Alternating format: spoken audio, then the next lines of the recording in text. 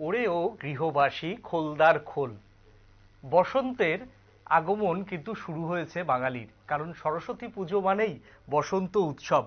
এই বসন্ত উৎসব এবার পালন হচ্ছে কুমিল্লায়, অর্থাৎ আমাদের প্রতিবেশী রাষ্ট্র বাংলাদেশে কিন্তু ইতিমধ্যেই বসন্ত উৎসব কিন্তু পালন শুরু হয়ে গিয়েছে।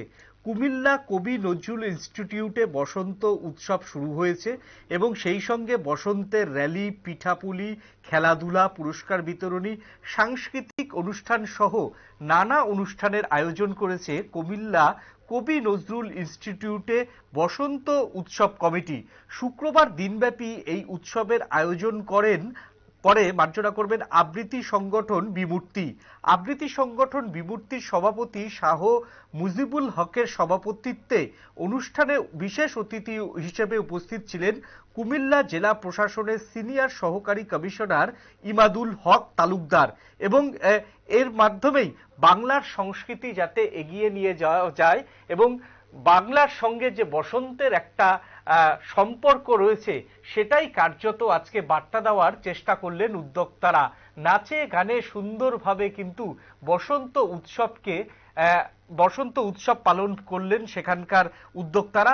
কি বলছেন এই বিষয়ে সংশ্লিষ্টরা, আসুন দেখে নিই। অতিরিক্ত জেলা প্রশাসক ছিলেন আমাদের পঙ্কজ বড়ুয়া এবং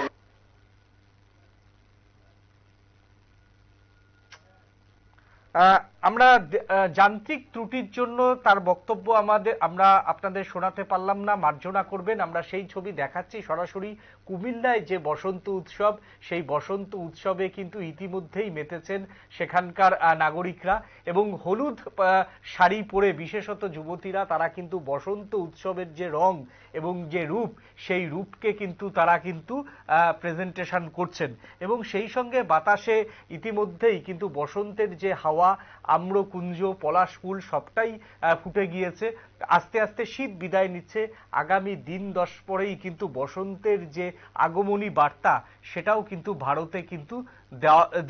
ভারতে কিন্তু প্রবেশ করছে, এমনটাই কিন্তু জানিয়েছে আইএমডিএ। এখনকার মতো ছোট্ট একটা বিজ্ঞাপনের বিরতি নেব। বিরতির পর ফের আমরা অন্য কোনো খবরে ফিরে আসছি।